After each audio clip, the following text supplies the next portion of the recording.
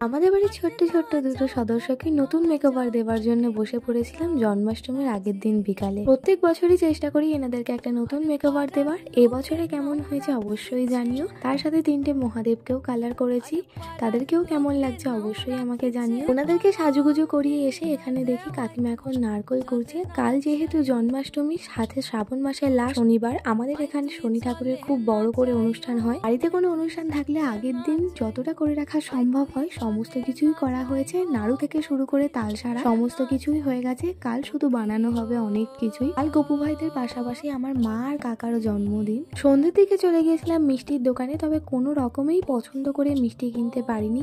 এতটা পরিমাণে দোকানে ভিড় ছিল। কোনো রকমে কাকিমার শাড়ির আঁচলের ফাঁক দিয়ে একটু মিষ্টি দেখে কোনো রকম মিষ্টির দোকান থেকে যুদ্ধ করে মিষ্টি কিনে আমরা তিনজন মিলে ফিরলাম বাড়ি। আজকের জন্য এইটুকুই থাক। দেখা হচ্ছে খুব তাড়াতাড়ি অন্য একটা ভিডিওর সাথে। টাটা।